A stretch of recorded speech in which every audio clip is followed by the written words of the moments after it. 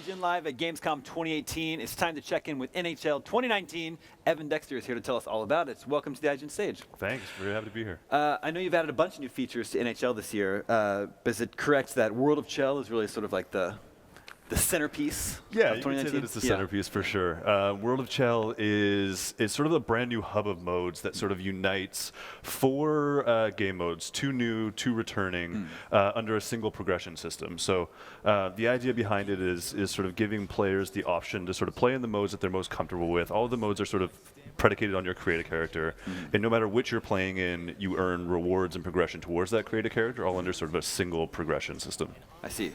And then so like, you've got your EASHL clubs. Is that sort of like the jumping off point? Yeah, I mean that is typically our most played mode year over year. That's the one that we see our fans sort of engaging with the most. And if you don't know what it is, EASHL is the EA Sports Hockey League. Right. And just sort of imagine like your men's beer league, and the idea is that you can be fully user controlled, so everybody controls one player on the ice, 6v6, all the way including the goalie, and you're sort of position locked, so you can play winger, you can have a buddy playing center, you can have another buddy playing D, another buddy playing goalie, and you all play cooperatively as a team together against other beer league teams around the world. Cool. Yeah. So we're seeing a bunch of new features and new modes here coming at us fast and furious. You've got hockey legends in the game now, including like Wayne Gretzky, like some classic famous players. How does that work? are they going to be playing alongside current players? Yeah, so they're integrated in different ways in different modes. So in some of the new modes, you can play sort of old and new, and sort of combine sort of the past and present great ones, and sort of like imagine what it would be like to have Wayne Gretzky and Connor McDavid on the ice at the same time, which is a really cool thing that we've never really had in the game before. It's actually been quite a long time since we've had some of the biggest legends in the game outside of some sort of core modes. But we have a new deal with the NHL Alumni Association this year, which allows us to put in 200 of sort of the biggest hockey names. We haven't revealed them all yet, so Wayne Gretzky's the only one that we've talked about sort of in depth, but a lot of new faces coming into the game this year. Yeah, over 200 you said? Over 200, wow, yeah. Okay. Yeah, you guys are launching on September 14th. September 14th worldwide. You can play it in EA Access first starting September 6th, and then players that get the Ultimate Edition can jump in as of September 11th. And are you going to be sort of revealing some of these legends, more of the legends ahead of time, or are you saving them all for launch? We're going to reveal them ahead of time. Okay. If you're really interested in the legends, definitely go and follow one of our channels, and I would say pretty soon you'll get to find out who the rest of the guys coming into the game are. Very cool. Yeah. So you've got some new tech powering NHL this year. Is it RPM tech? Is that what you call RPM tech, it? yeah. Tell us about that. Yeah, so it stands for Real Player Motion Tech. If you played FIFA 18 last year or UFC 3 this year, you might be familiar with some of the benefits of the tech, but essentially it's a new animation capture technology.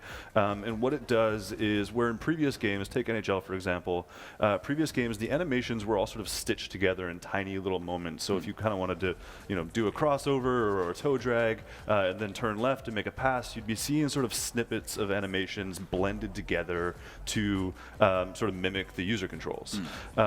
Real Player Motion Tech allows us to sort of capture more contextualized, longer forms of animation. We call them sort of dance cards. And what it delivers to our players is a lot more control, a lot more sort of like finite controls. Being able to turn on a dime because you're not sort of relying on blended animations to make a turn for you. And you get something that like not only feels better, but looks a lot better too. So you can really see it in the way that players stop and start, sort of crossovers that they're trying to like generate speed and momentum. I think in years past, when you'd see a player sort of make a straight line down the ice, it would be a little bit rigid in the way that their legs would move. But now you see more of that athleticism come into edge work, sort of using the sharp edges to kick off and generate speed. I'm always impressed with EA Sports. I feel like you hit the point a while ago where across all the EA Sports games, at a glance, it looks like TV. So I'm impressed you can keep making advancements, making it look even more realistic year after year. Yeah, we love this sort of TV test. When somebody's walking by our desks and said, is that real? Even if it's just for a moment, we know that we're sort of doing well in terms of how the game looks and the animations that are going into it. It's very cool. Yeah. So a couple new modes, NHL 1s and Pro-Am. First of all, tell us about 1s. This is a 1v1v1 mode? Exactly, yeah. So that's one of the new modes coming into World Chell.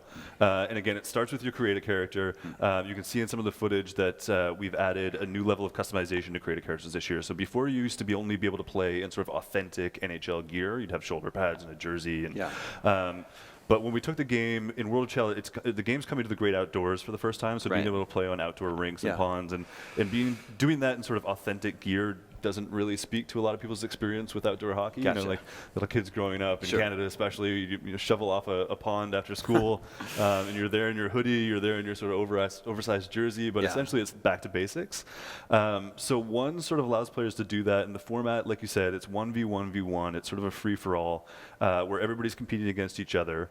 And the idea is that you can win games and you get promoted into another tier of rink. So we have 4 different sort of locations all on the outdoor ponds, and they increase as you go all the way up to what we call the ring, which is the tier 1 arena. And it's sort of inspired by Whistler and like outdoor festivals. So the idea is you win games, you get promoted to new arenas, not dissimilar to if you played like Clash Royale, the way you would get promoted to different tiers, and you can even get demoted back down if you lose. The idea is to obviously get to the top, and then the higher you go, the more rewards you get, the more items and progression you earn. Yeah, you mentioned the outdoor rinks, the ponds that we're seeing right here. Does that present new challenges for like your art guys, like with lighting and Definitely. sort of presentation? Yeah, so you'll notice the 4 sort of locations vary pretty heavily. The one that you're seeing right now is called the lot, and it's just sort of more of your standard outdoor parking lot, sort of frozen over. But they range. Some of them have outdoor environments like mountains in the background. You see like ski chalets in the background, and then like I said, the ring kind of takes it to like sort of a full stadium outdoor arena vibe.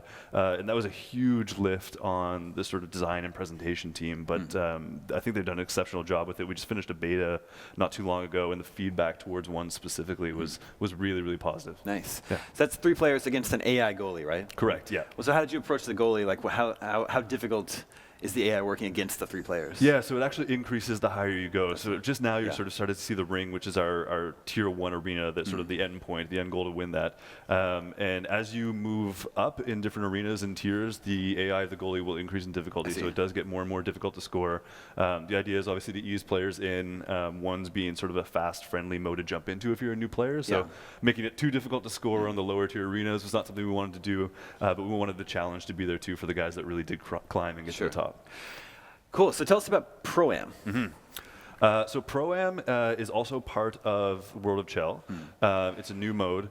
And what Pro-Am does is it provides sort of objective-based challenges, sort of scenarios for you to complete against the AI, but in a position-locked environment. So like I was saying earlier, you choose a position with center or right wing or whatever, and you get to sort of practice the fundamentals of playing that position against the AI opponent. If you're not quite ready to jump online yet, you're not feeling like you're quite there, it's a little bit more of a progressive environment where you can learn the basics, learn the fundamentals, learn how to stay in position if you've never played wing before, if you've never played defense before, and complete challenges. Again, all of those challenges unlock rewards so that when you jump into ones or you jump into ESHL, you've got sort of a whole list of customization gear, player traits, abilities unlocked to customize your character. Yeah. So you're earning like hockey bags, right?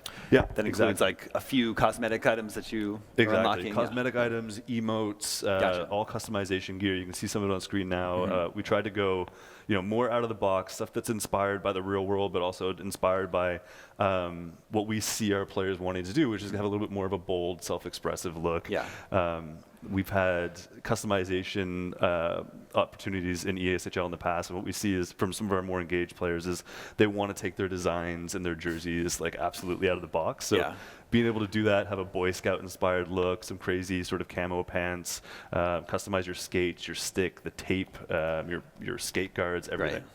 But you also have player classes, is that right? So how do those work? Yeah, so when you jump in and create a character, you can have different loadouts, but essentially in a loadout, you choose a class. So if you want to be a guy that's always sniping corners, you can choose the sniper class, and he's going to have a lot better shot accuracy. He might not be a super physical player. He might not be the best defensive player, but obviously you're over-indexing on that shot and being a goal scorer. And so you start with a class. We have a whole range of different classes, snipers and playmakers and two-way defensemen, two-way forward, power forward, and all of them speak to the way that you want to play, the play style. And then on top of that, this year we've added player traits and abilities. So you can choose a class, but if it's sort of lacking in an area that you want to be proficient in, like if you want to have a little bit of a defensive skill set but also be a sniper, you can add traits to that class and sort of change them out based on your own play style. Interesting.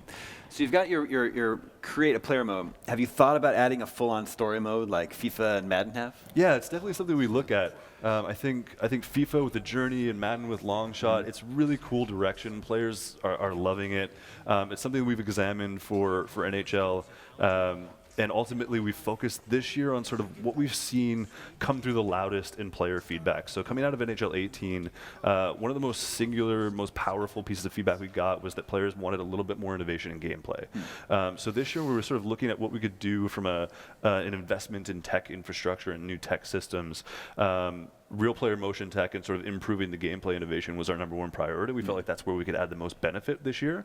So that was our focus on. But we are definitely looking at sort of what's possible, what could a story mode in NHL look like, just not for NHL 19. Sure. Well, it seems like with 18 and now 19, you're sort of embracing more arcadey game modes. Is that accurate? Yeah, there's definitely the opportunity to go in that direction. Yeah. So last year we added a new mode called NHL 3s, which was certainly arcade inspired. One of the things we hear almost daily from the fans is, I loved NHL 94. Like that was my favorite game. And when we try and sort of like understand why it is that everybody on the planet loved NHL 94. Dude, anyone who had a Genesis played that game. Everybody played it. But I think there was like a simplicity in it. Like hockey in and of itself lends really well to sort of fun in a video game, but NHL 94 sort of had the charm that NBA Jam had, which was you didn't have to be a basketball fan to play NBA Jam. You didn't have to know the rules. You didn't have to like worry about 3 in the key. You didn't have to worry about any of that stuff. You dunk it and you have a lot of fun and sort of chirp with your buddies. And that was the inspiration last year. And I think what you see in one sort of is the natural evolution of that. We saw a lot of players coming into NHL 3s, really having a good time. And so the trick there is just sort of making sure that it has something for everyone. And in the promotional mechanics in ones, making it competitive and sort of adding that core loop of going up in arenas, earning rewards, is kind of that natural next step where we want it to be fun, pick up and play easy hockey, but also have a lot of sort of incentive for our core players to keep going and keep having fun and making it competitive. Sure. Well, I definitely played NHL 94, and even before that, I've played Blades of Steel on the NES, so those are my games. I appreciate the arcade mode. So those are the games, Very cool. Thank you so much. NHL 2019 is out on September 14th, PS4 and Xbox One. That's right. Cool. Thank you so much for coming by the IGN stage. Thanks, Damon. Stay tuned. More to come from Gamescom 2018 on IGN Live after this.